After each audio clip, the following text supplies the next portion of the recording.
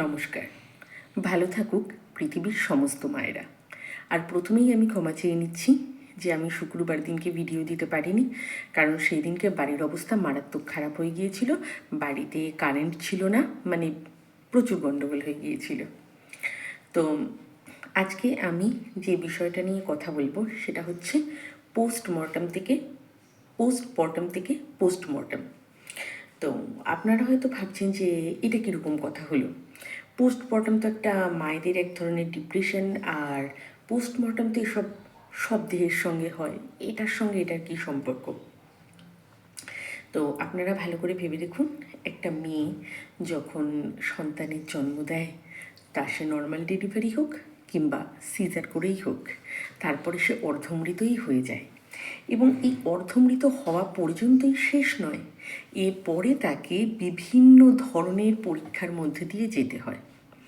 কারণ একটা সন্তান যখন ভূমিষ্ঠ হয়, তারপরে তাকে ব্রেস্ট ফিডিং করানো, তার বিভিন্ন ছোটোখাটো জিনিসের খেয়াল রাখা, সব কিছু কিন্তু মাকেই করতে হয়। আর আমি সবসময় বলি যে সিজার বা নর্মাল ডেলিভারি হোক না কেন, এই দুটো একটা এমন ধরনের শরীরের মধ্যে ক্ষত, যা স্টিচ তো পড়ে, কিন্তু সেই রকমভাবে তাদের বিশ্রাম কখনোই জোটে না।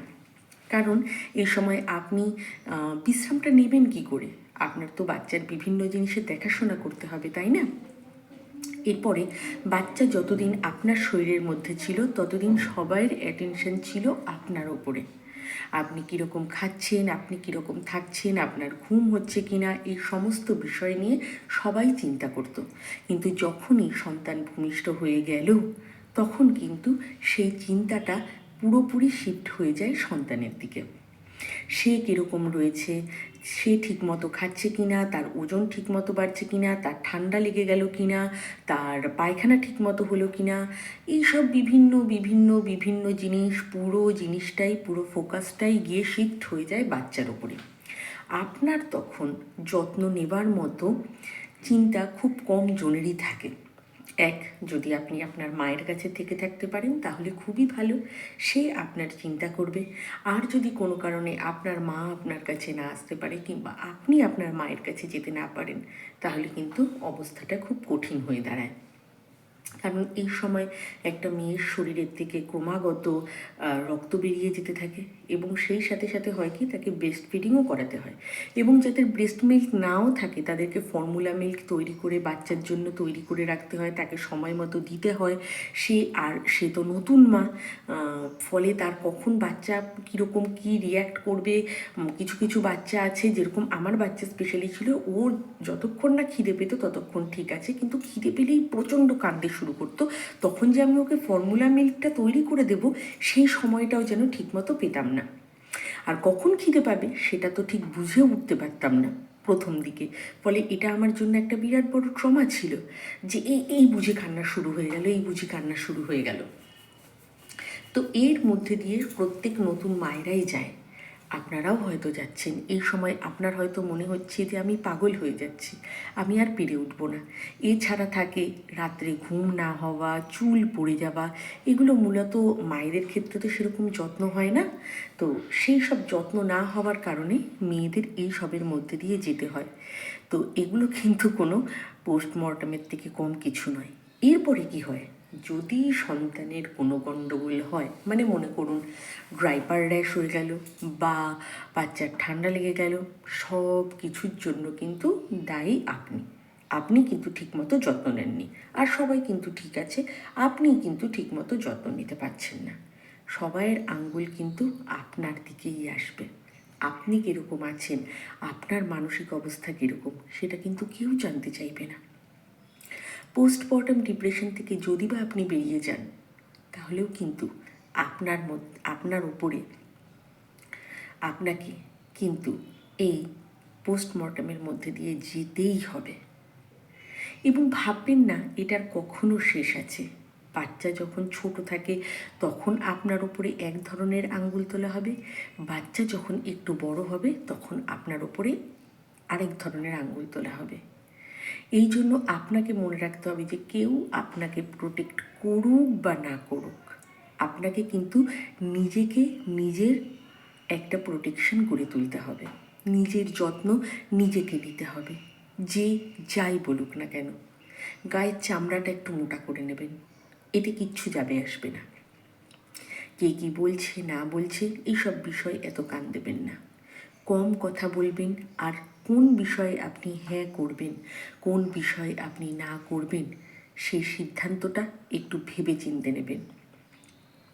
হুটহাট মাথা গরম করে ফেলবেন না, কারণ এটাতে আপনার ক্ষতি হতে পারে। কারণ আপনার শরীর কিন্তু এখনও দুর্বল, সেটাকে একটু ঠিক হতে সময় দিন। আর রাগ জিনিসটা ধীরে ধীরে ধীরে ধীরে নিজের কন্ট্রোলে আনুন। আর নাহলে কী হবে জানেন তো, যে বাইরের কেউ কিছু বলবে আর আপনি এসে করবেন কি, আপনার সেই রাগটা দেখাবেন বাচ্চার ওপরে। ফলে যে বাচ্চাকে আপনি জীবন বিপন্ন করে জন্ম দিয়েছেন, সেই বাচ্চার সঙ্গেই কিন্তু আপনার সম্পর্কটা খারাপ হয়ে যাবে। আর এটা তো আপনার কখনোই কাম্য নয়। কাজেই আপনি নিজেকে একটা ফ্রিজের মতো ভাবুন। যেরকম বাইরে আমাদের যতই গরম থাকুক না কেন, ফ্রিজ যেরকম নিজের ভেতরকে ঠান্ডা রাখে, আপনার মাথাটা কিন্তু তাই হওয়া উচিত। আপনি বাইরের যার সঙ্গে যাই করুক না কেন, আপনি যখন আপনার বাচ্চার কাছে আসছেন, তখন কিন্তু আপনার মাথাটা যেন একদম ঠান্ডা থাকে। আর আপনি যেন বাচ্চার সঙ্গে সব সময় একটা খুব হাম্বল সম্পর্ক রাখেন। এতে কিন্তু কি হবে, বাচ্চা আপনার কাছে থাকবে, আপনাকে বুঝতে শিখবে। আর নাহলে এই যে আপনার এত কষ্ট, যন্ত্রণা, শরীরের সব কিছু কিন্তু এক মুহূর্তে ব্যর্থ হয়ে যাবে। যে কেউ আপনার বিরুদ্ধে যাই করুক না কেন, আপনার দিকে যত আঙ্গুলি তুলুক না কেন, আপনি কিন্তু নিজের সবসময় একজন রক্ষী হয়ে দাঁড়াবেন এবং নিজেকে বলবেন, আমি যা করছি ঠিকই করছি, আমার যেটুকুনি সম্ভব সেটুকুনি ঠিক করছি। নিজেকে অন্যের সঙ্গে তুলনা করতে যাবেন না প্লিজ।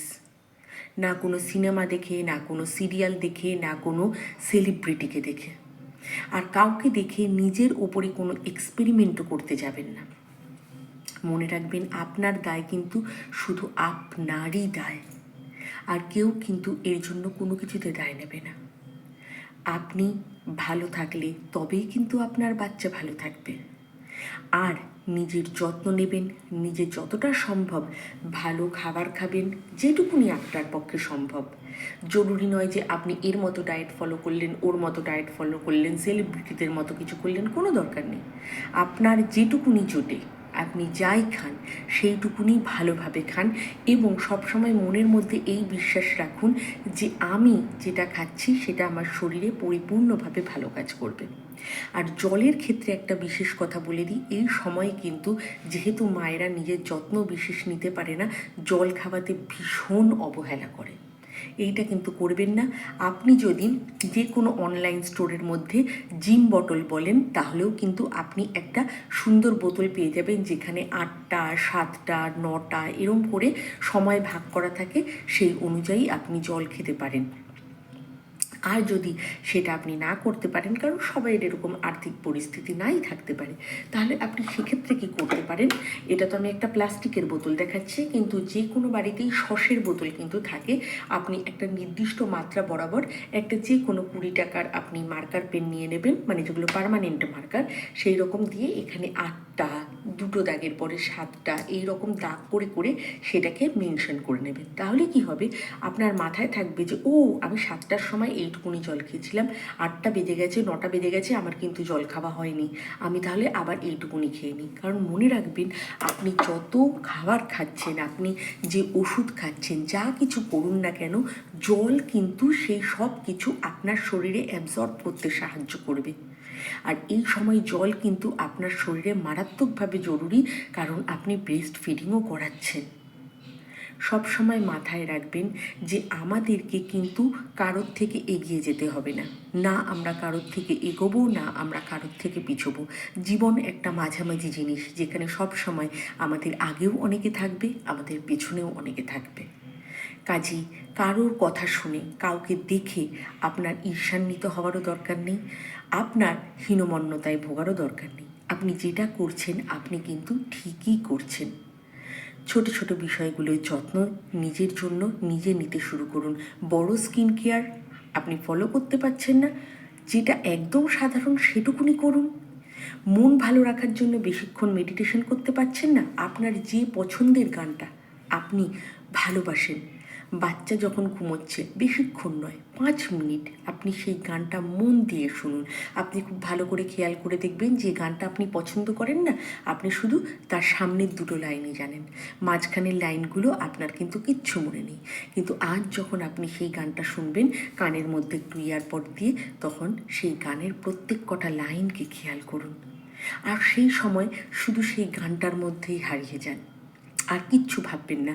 মন অনেক চেষ্টা করবে অনেক কিছু আপনার মাথার মধ্যে ঢুকিয়ে দেবার, কিন্তু ওই 5 মিনিট ভাববেন যে শুধু আমার জন্য। মনের মধ্যে যদি কিছু আসেও তাহলে সেটাকে শুধুমাত্র একজন দ্রষ্টার মতো দেখুন। আপনাকে সেটার মধ্যে কোনো রিয়াকশান দিতে হবেন না। আপনি শান্তভাবে সেটাকে অনুভব করুন। বিশ্বাস করুন, আপনি যদি দিনে 2বার করে এরকম করে একটু মন দিয়ে গানও শুনতে পারেন, তাহলে আপনার সারাদিনের মেজাজটা কিন্তু অনেকটা ভালো থাকবে। আর এই সময় আপনার মেজাজ ঠিক থাকা কিন্তু ভীষণ ভীষণ ভীষণভাবে জরুরি।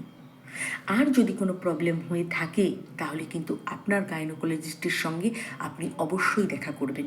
কারণ আপনার শরীরের মধ্যে যখন আপনার সন্তান ছিল তখন আপনি কতবার গাইনোকোলজিস্টকে দেখিয়েছেন, আর এখন যখন সে ভূমিষ্ঠ হয়ে গেছে তখন কি আপনার শরীরটার যত্নের দাবিদার নয়? তার যদি দরকার পড়ে আপনাকে কিন্তু অবশ্যই আবার গাইনোকোলজিস্টের কাছে যেতে হবে। ভালো থাকবেন। আর আমি চেষ্টা করব যে আরও বেশ কিছু প্রোডাক্ট যেগুলো বাচ্চাদের জন্য ভালো, সেই ধরনের কিছু জিনিস আপনাদের সঙ্গে আলোচনা করার, যেন কারণ অনেকে জানেই না যে এই ধরনের কিছু জিনিস পাওয়া যায়। তো সেই বিষয়গুলো নিয়েও আপনাদের সঙ্গে আলোচনা করব। ততক্ষণ আপনারা সবাই ভালো থাকুন। মানসিকভাবে ভালো থাকাটা বেশি জরুরি, এবং সেই সাথে শারীরিকভাবেও ভালো থাকুন। পৃথিবীর সমস্ত মাকে আমার নমস্কার, আমার প্রণাম। ভালো থাকবেন। আর আমার এই ভিডিওটা ভালো লাগলে লাইক করবেন, শেয়ার করবেন, আর আমার চ্যানেলটাকে সাবস্ক্রাইব করবেন। নমস্কার।